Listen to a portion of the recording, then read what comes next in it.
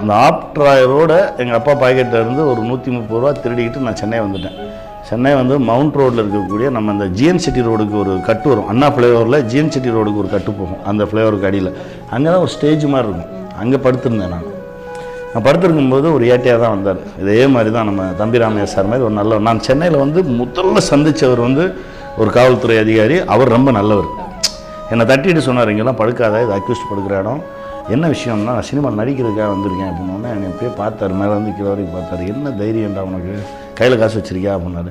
130 ரூபா எடுத்துகிட்டு வந்தேன் வீட்டிலேருந்து. 35 ரூபா பஸ் சார்ஜ் காலியாக போச்சு. 3 ரூபாய்க்கு இட்லி சாப்பிட்டேன், மீதி காசு வச்சுருக்கேன் அப்படின்னோடனே அப்படியே வச்சுக்கோ, சைக்கிளில் ஏறு, ஸ்டேஷனில் வந்து தூங்கு. ஏன்னா அப்போ வந்து மவுண்ட் ரோட் ஸ்டேஷன் வந்து பார்த்திங்கன்னா அந்த இது ஓட்டு கட்டடமாக தான் இருந்தது. இப்போ ஸ்பென்சர் ஆப்போசிட்டில் இருக்க அங்கே கொண்டு போய் என்னை உட்கார வச்சு அவருடைய சேர் பக்கத்தில் நீ தூங்கு, இங்கே தூங்குன்னு சொல்லி ஒரு நியூஸ் பேப்பர்லாம் விரித்து கொடுத்து நான் அங்கே தான் தூங்கினேன். அடுத்த நாள் காலையில் அவரே எனக்கு டீ வாங்கி கொடுத்து, எங்கே போகணுன்னாரு, டி நகர் போகணும் அப்படின்னா 17 சீரியஸ் பஸ் இருக்கும், அது ஏறிப்போ அப்படின்னு சொல்லி என்னை அனுப்பிச்சி விட்டார்.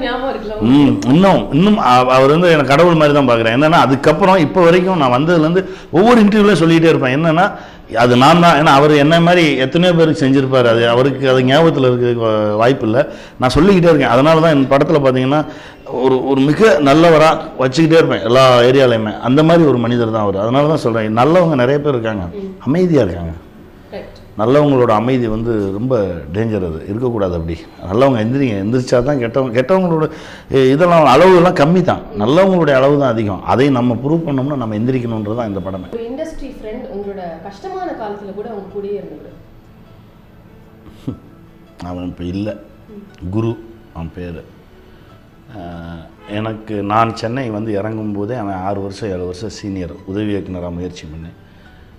ரொம்ப கஷ்டப்படுற காலத்தில், டேய் கனி, உலகம் 2000 அழிஞ்சிரும்டா, அதுக்குள்ளே நீ டைரக்டர் ஆகிடணும்டா அப்படின்னு சொல்லி அவனுக்குள்ளே என்னமோ டிஸ்டர்ப் பண்ணிக்கிட்டே இருந்திருக்கு. என்னை வந்து 98 99 எப்படியாவது டைரக்டர் ஆகிக்கணும்னு என்னை காலையில் 5 மணிக்கு வந்து எழுப்பிடுவான். வா, ஏதாவது ஒரு ப்ரொடியூசரை பார்ப்போம், ஏதாவது ஒரு ஹீரோவை பார்ப்போம், கதை சொல்லுவோம் அப்படின்னு என்னை கூட்டிட்டு நடந்தவன் 2000 அவனுடைய புத்தி பதிலிச்சு போச்சு.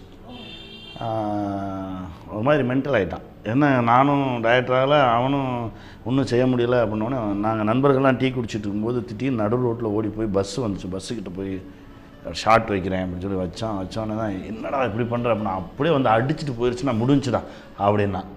அப்படியே அவனை இங்கேருந்து கிளப்பி அவன் பெரிய குளம் அவனை கொண்டு போய் ஊரில் விடுறதுக்கு நாங்கள் பட்டப்பாடு. அப்போ எல்லாருமே கஷ்டம். ஒரு 200 300 ரெடி பண்ணி ஒரு 3 பேர் சேர்ந்து அவனை கொண்டு போய் அவன் ஊரில் போய் விட்டுட்டு வந்தோம். இன்னும் நான் ஜெயித்ததுக்கப்புறமும் ஒவ்வொரு முறையும் நான் என் படம் ஆரம்பிக்கும் போது ஏன்னா அவன் அடிக்கடி சொல்லிகிட்டே இருப்பான், நீ ஆரம்பிச்சிட்டேன்னா நான் அப்படியே அவன் கூட வந்துடுவேன்டா அப்படின்னு சொல்லிக்கிட்டே இருப்பான். என்னென்னா நான் ஒவ்வொரு முறை ஆரம்பிக்கும் போது அவன் என் பக்கத்தில் இருக்கானே நினச்சிக்குவேன். போராளியில் உள்ள கேரக்டர் கூட அதுதான் ஒரு ஏரியா வரும்.